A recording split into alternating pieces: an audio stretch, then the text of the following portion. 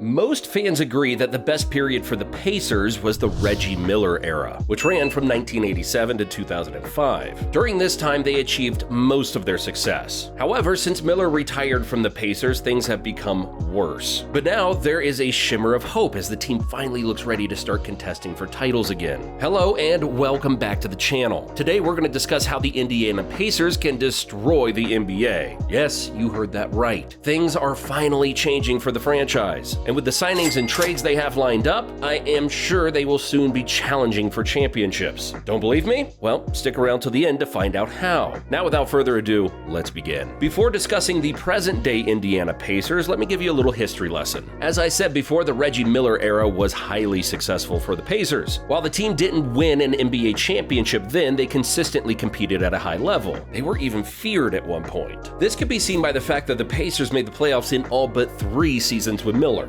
Moreover, from the late 1990s to the early 2000s, they reached the Eastern Conference Finals 6 times, establishing themselves as one of the top teams in the conference. Miller's leadership and clutch performances were also instrumental in their success. He became the franchise's all-time leading scorer and a 5-time NBA All-Star. Although they fell short of a championship, the Pacers sustained success and Miller's accolades solidified their status as a highly respected team. Little did they know how different things would be in just a few short years. Let's face it, the current Indiana Pacers team is far from this Reggie Miller era. For example, while the Pacers only failed to make the playoffs 3 times under Miller, without him, they've been unable to make the playoffs 8 times out of a possible 17. Out of the 9 times they did make the playoffs, they were eliminated in the first round 6 times and only reached the conference finals twice, losing both times. Now that is an abysmal record. This team desperately needs to win something. However, it seemed as if last season things were starting to change. They had decent players, but despite that, their terrible 35-47 record needed to be better for the Pacers to make the playoffs. It's sad because people had high hopes for them.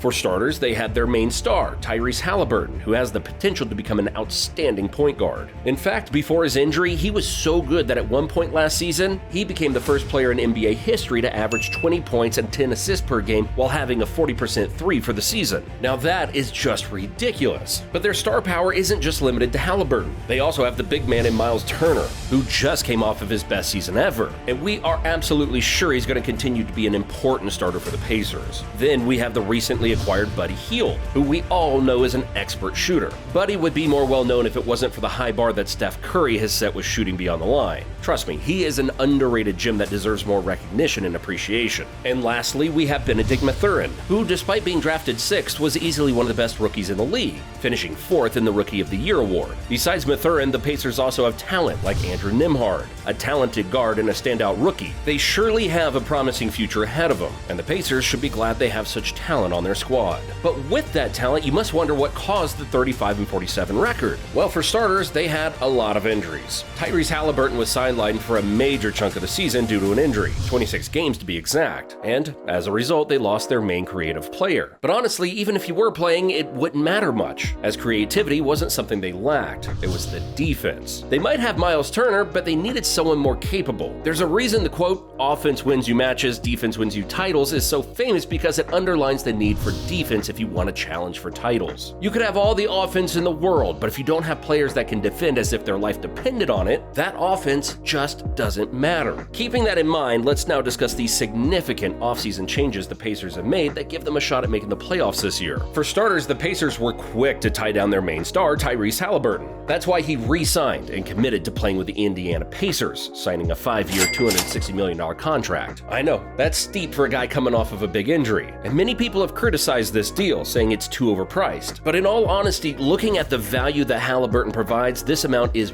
worth it. Keeping Haliburton is crucial for the Pacers' chances of making the playoffs. But what other changes have the Pacers made? Well, they've signed free agent guard Bruce Brown to a 2-year, $45 million contract. For those who don't know, Brown played a crucial supporting role for the NBA champion Denver Nuggets last season. He's going to be a valuable addition to the squad and add further depth to that team. But Brown wasn't the only player they acquired. They also traded for the services of forward Obi Toppin from the New York Knicks in exchange for a pair of future second-round selections. He is by far their best recruit this season. I know he was a bench player, but Knicks fans know how much potential he had. He hopes to make an immediate impact as a starter for Indiana. We'll talk about him later in detail. But these were just 2 trades. Next, we have their draft pick for 2023. They acquired Jarace Walker with the 8th overall pick. Now, Jarace is the perfect fit for the Pacers since his size and athletic ability will help the team offensively and defensively. He can drive and score in the paint and is also a prolific rebounder and blocker. The former Houston Cougar will likely be used primarily as a substitute in his rookie season. However, they will slowly integrate him into the first-team rotation. Besides Jarace Walker, the Pacers also signed guard Ben Shepherd with their 26th pick in the draft. This young prospect averaged 13.7 points per game during his junior season. Scouts rate him highly, so we can't wait to see what this young talent offers in the NBA. But one of the most exciting projected changes has to be Pascal Siakam's trade to the Pacers. You heard that right, Siakam might be traded to the Pacers. That would be an insane addition because Siakam is a proven superstar and will ensure playoffs for the Pacers. The 2-time All-Star, who averaged 24.2 points, 7.8 rebounds, and 5.8 assists per game last season, was one of the main players for a faltering Raptors and will be looking for a decent team to be traded to start competing for titles. However, it could be argued that the Pacers are not title contenders, so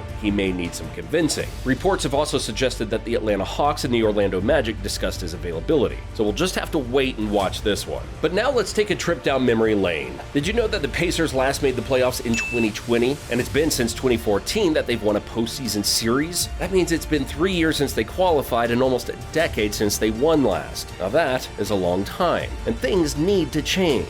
Now they are planning for the future based on their recent moves, but honestly, if they want to mount a proper title challenge, they need to sign a world-class forward that can drive in the paint. They already have Jalen Smith, who is quite talented, but he isn't enough if the Pacers want to destroy the NBA. Moreover, players like Aaron Nesmith and Isaiah Jackson are rotational power forwards at best. Sure, their draft pick Jarace might fit this description, but he will take time to adapt and get better to be a fit for the NBA. But if not Jarace or Jalen, then who can they play? Like I mentioned earlier, the Pacers recently acquired forward Obi Toppin. He might be the forward the Pacers need if they want to destroy the NBA, and I'm sure he's going to be glad to play for the Pacers since he didn't get much time with the Knicks, and he only has averages of 7 points per game. But his physical traits will help the Pacers, which the team has lacked for ages. He and Jarace Walker will assist Myles Turner in defense, which you can absolutely bet is going to improve next season. With a starting 5 of Tyrese Haliburton, Myles Turner, Bennedict Mathurin, Buddy Hield, and these two, you can bet they'll be a force in the NBA. And if you added a player like Siakam to this team, you can bet the Pacers can win the championship. Thanks for watching, and we'll see you in the next one.